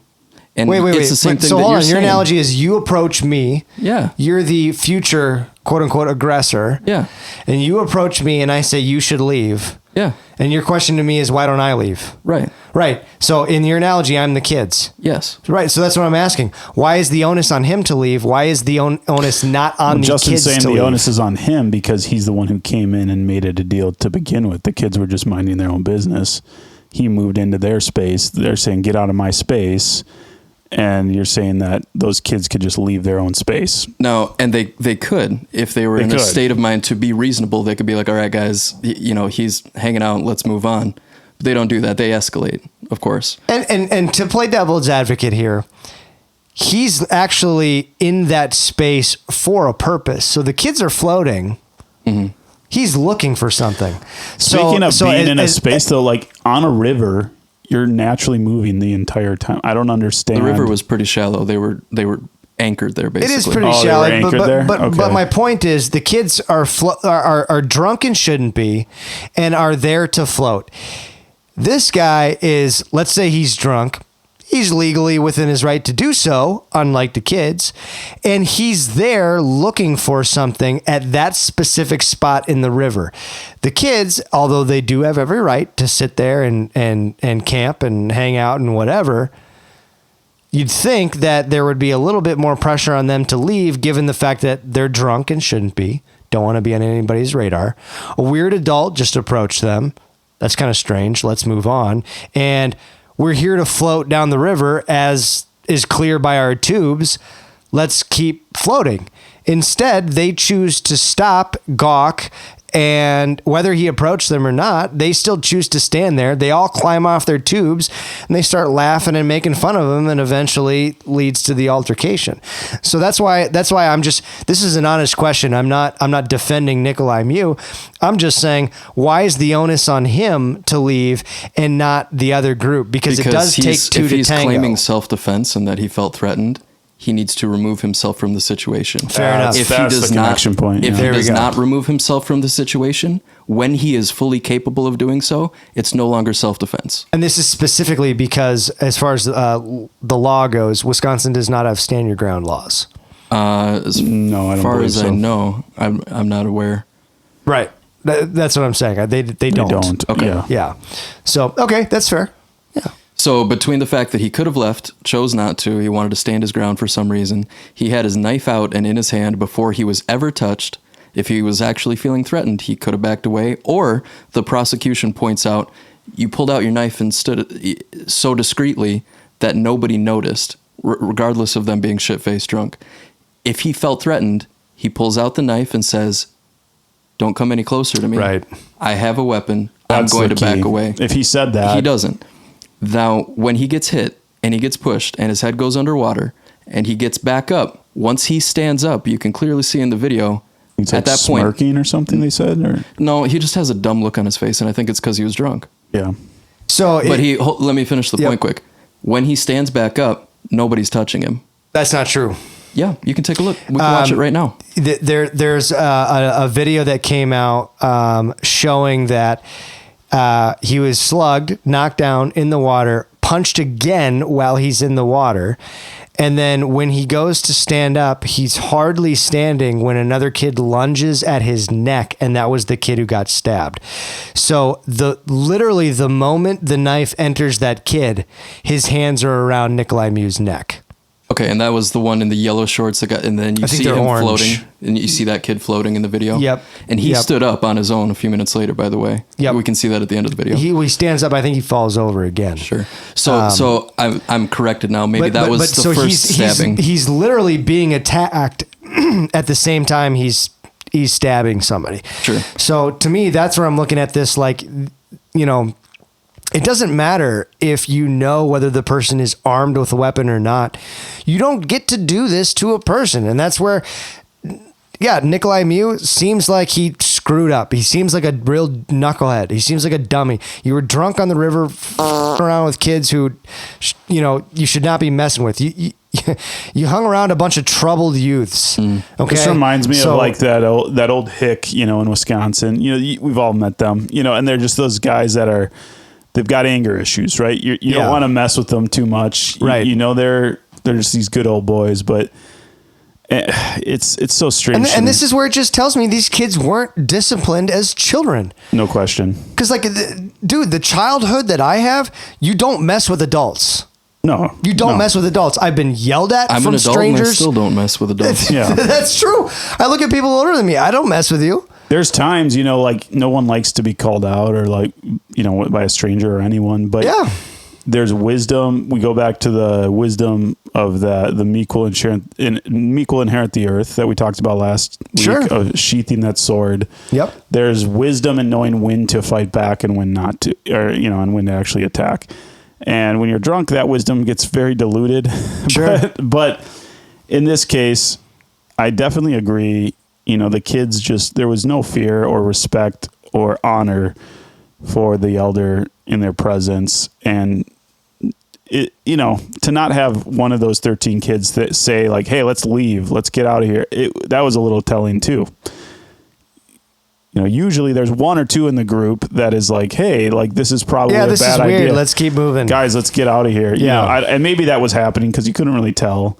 But it seemed like It seemed they were all like a pack of hyenas. Everybody up. They were a pack of hyenas ready to pounce. And that's where I feel for the guy, because can you imagine that fear? Well, no, and I feel for him too, because I think he's we all standing do. there trying to talk. He's not screaming back. He's not swearing. He's trying to be heard. When the chick runs up from the other party and she's getting in his face, he's trying to explain to her, no, I'm looking for something. I'm just looking for something. Mm-hmm. But I think just the way that he's behaving, the way that they are escalating, and then him just being unwilling to leave it alone, I think alcohol and drugs fueled all of this with both parties. Both did their own escalations in their own way. None of it needed to happen. It was just kind of pathetic that it unfolded that way. Really stupid. It's like a bad teen movie. Right. So legally, sounds like fair verdict. I think it's legally. Legally. Yeah. Now, if we remove the legal implications and we just take the video at face value. Yeah. Fair? If we take the video at face value, I say that the first stabbing is self-defense, maybe. As he's standing up, like you said, the kid grabs his neck, he stabs him because he's already in a panic, he's already outnumbered. I struggle with the fact that he had the knife in his hand before anything else happened. Yeah, that's news. That's news to me. Not saying it's not true. I'm saying I wasn't aware of that. I didn't notice that until I was watching the prosecution and they were freeze framing the video. Interesting. And I was like, oh, that actually really changes my mind on this whole thing. Yeah. Like he was ready to use a knife before he was ever physically confronted. But what I was talking about in the video, after he stands up and no one's touching him, that stabbing was so smooth. It was as he was standing up. Mm-hmm. After that kid gets stabbed, the guy looks around and then just stabs the next people that are closest to him. They weren't touching him. Yeah. Again, after he stabs that kid, he could have run. He stabbed four more instead. To me, it looked more frantic. He didn't take I didn't notice that he took steps towards anybody. So if we're talking about just personal, slashed him too, he didn't have to stab. If we're talking about, he didn't stab all of them. If we're talking about personal space, it seemed like, he tries to get up out of the water, immediately has a kid lunge at him. So he stabs the kid who lunges at him. And then after that kid goes down, he's just frantic waving the knife. But it didn't look frantic. It was controlled. They were short. Yeah, I don't think at his arm. I agree with you, Justin. He's just like looking around for someone else to poke with this thing. He's got 13 people surrounding him. Fast. Yeah, it's like playing one of those zombie horde games where it's all about the waves. The zombies come in waves. When you're playing those zombie horde games, what are you doing? Do you shoot the ones that are beyond, or do you take the ones that are the closest to you? You run. Have you played those games? You run to a safe space, you create space between you and the threat, then you deal with it. Then we're not talking about the same game, because the games I'm talking about are you have to defeat the zombies in waves. Yeah. So that there is no running. It's you take on the first wave. Oh, you're talking about like those, it's like a view from above and you're on a bridge and you just mowing them down. Even in the Call of Duty zombie games, there's only so many corners to run to. If you've ever played the Call of Duty zombies, it's not really a map. But you don't stand in one spot. Like 4 as rooms. 5 of them are coming at you. You're moving in that game. Yeah, you're moving, but the moving is constantly moving from corner to corner as you're being cornered. It's right, so it's the same kind of thing. Yeah, I guess I struggle looking at this just with the training that I agree have. with you. He's not cornered. He could have left. You separate all of that, yourself from the threat. But always. I mean, he was kind of acting like he was looking for a fight too. He was punched, and so right then and there, your fight or flight response comes out, and so he's just like, I'm here, I'm fighting. If you're around me, you're getting stung. I don't know. Yeah, and to your point, if there's no legal system, we're left with the result of kids that were injured that would probably have learned their lesson and sadly have lost life. Right. And you go on with the understanding that this world is a dangerous place, that human beings, people need to learn this, are not inherently good. Right. Clearly, the verdict doesn't bring this kid's life back. It doesn't. I really don't want people to twist my words in what I'm saying here. I'm not saying these kids deserved it, and I'm not saying this guy deserved the verdict either, though. But we need to understand what I'm saying is the justice part of this isn't even really justice, because that kid should still be alive. Correct. The justice part is the fact that none of this should have happened to begin with. Mm-hmm. The parents didn't do any of these kids, the girls who approached the group, all the boys in the original group, their parents did not do them justice by raising them. Well, and this is just the result of your kids are underage, drinking by themselves on a river, approaching strangers, giggling and laughing, hitting an old man while he's down in the river. That's your kids on that video. That's your kids. That's your last name. Well, where's the honor for your last name? It just goes back to there's no accountability. Individual accountability is what can help provide, better societies. Absolutely. In general. And you know, there was a time not long ago when if your kid was making a mistake, you weren't defending your kid. You were asking the nearest authority figure what they did wrong and what you need to do to whoop them. You know, like, right. You know, it's not, right. It wasn't like, oh, why is, you know, nowadays, if Johnny's doing bad in school, you're going and you're blaming the teacher. You're not blaming the son that is slacking off. And, you know, and that was we lived in a different time, and it was a better time for society when that. To be fair, we got some pretty terrible teachers now. Well, so those teachers are the ones that were getting that. I mean, now we're in a situation, it's you. generations beyond, where that teacher was that kid that was having their parents stick up for, you know, it's a cycle. We're so far beyond it. It's like that stabbing is a result of lots of layers of things going wrong. You don't get to that place. And now, sure, that could have happened as a one-off back in the day, but it's not shocking to me that teenagers are filming themselves doing bad things to adults, because people make a living doing that on YouTube every day. Right. You know, and it's a celebrated. prank, bro. It's a prank. Chill out, bro. It's a prank. I mean, we even watched a video earlier of a guy joking around like that he was going to break into a store, and he's making money off of that. He's made a whole living off of that. So what are you supposed to think, you know, when that's just a societal norm? That's fair. So his was actually funny, though. Oh, yeah. I mean, it's not always... This joke was not funny at all. This was not a good joke. This was prank gone tragedy. wrong. To close it out, I guess it's a sad thing. It's disgusting that kid should have never died. I wish his friends. I wish we would have seen friends rush to his help, or rush to his aid. That to me was the saddest. That's what part I wish of the we would have video seen. was just because when they thought they had the upper hand, they took every advantage of it, and they did not mind smacking up an old guy. But as soon as the old guy showed him, hey, I've got something to fight back with, they all scatter. And what's the black guy filming, the kid filming? What's he saying? This is not real life. Is that what he says over and over again? Yeah, that's right. This is not real life. This is not real life. This is not real life, over and over again, as he's watching his friends get stabbed and one of them bleeding out in the river. He doesn't turn the camera off. No, and he doesn't even turn the camera off. He keeps filming, and he even points it at himself for a minute towards the end. Yep, I remember that. He turns the camera on his own face as he's like, this isn't real. Newsflash, man, this is real life. Maybe take a break from the internet. Yep. Maybe take a break from video games. Go touch some grass. This is real life. Crap happens. It's not a simulation. Awful. It's awful. The suffering of this world is unsufferable. Like the human soul can't take it. No. Like, I'm depressed for these parents. My heart hurts for them. I cannot imagine like that.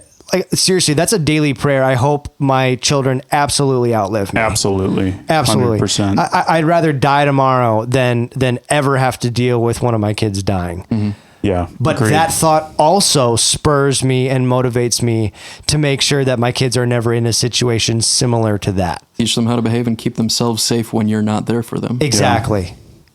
Exactly. Look both ways before you cross the street.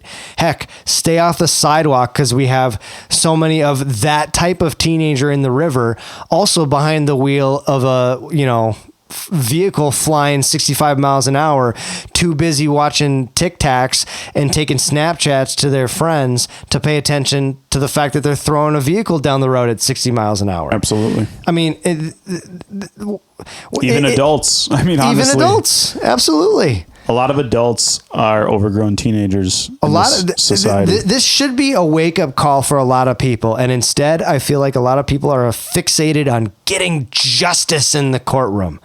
I don't want to see justice in the courtroom. I want to see nobody in the courtroom. And human nature That's is what I want so to see. self-focused. Nobody in the courtroom. Yeah, human nature is so self-focused. People are probably more concerned, and this goes to show you what's going on with those kids' lives. There's people that are more concerned most often when something like this happens, that they look right to other friends on social media, that they look like they're saying the right things, that I was advocated for this person, blah, blah, blah, than actually saying, what does this mean what can I do private? People would rather get public recognition, going back to the, black squares right in 2020 and all that, right, than actually going into neighborhoods or helping your neighbor privately or doing anything that has true value and true character. And I think that's where we're at. It's just it's a time and place where justice is a perverted word, not only because the justice system is perverted, but because people's idea of justice is just on an individual one-off basis instead of truly understanding that there's consequences for actions. And sometimes the bad, how do you make a bad thing out of a good, or a good thing out of a bad situation? It's to learn from stuff like this going forward and try to, like you said, raise up good children, raise up people that are going to be contributing to society and looking out for one another, especially those that are weaker than them. Right. Good word. Man, I hate to end this thing on such a downer. Well, go ahead and leave a comment or shoot us a message. Maybe we're way off base. Maybe we drank too much legally and our hot takes are too hot. Anyways, catch us next week where we'll dive into some other maybe less downer of topics. Hope you guys all have a great week, and we'll see you next Friday.